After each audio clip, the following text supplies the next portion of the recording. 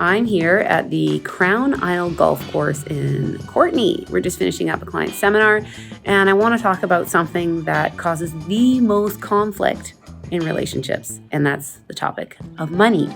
So there's a few things that you want to consider if this is causing conflict in your relationship.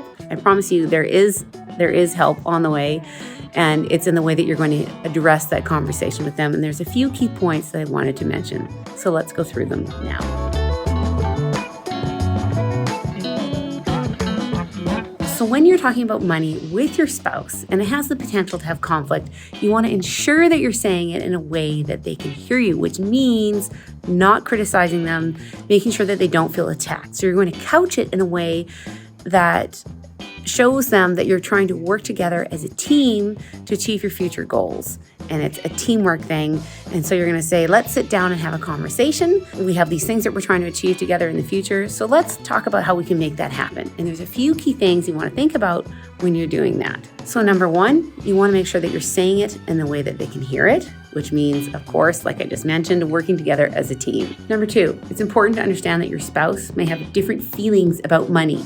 Money has different meanings to different people. For some, it is freedom of choice. For others, it's care for their family. For some, it's power. And for some, they actually have extreme anxiety over topics of money. So try to understand where your spouse is coming from, and it'll help you couch your conversation in a way that they can hear it. Number three, you're going to have a little bit of consideration about your spouse's past experience with money. Maybe they've had great experience with money, and this will help them hear you more easily. But if they've had negative experiences in the past, this is going to taint their view of the topic of money. So you want to be extra careful with those conversations. Number four, you want to make sure that it's positive or perceived as being positive by your spouse. Number five, the most important thing that you're going to be able to do with your spouse is sit down and make a budget. It sounds super basic, super boring, but is the most common way that people make mistakes.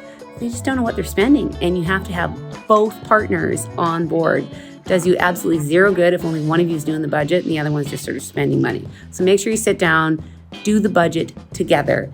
And number six, talk to your wealth management advisor. We're here to help. We can help guide the conversation. We can even bring up the topic with both of you. And our experience is priceless.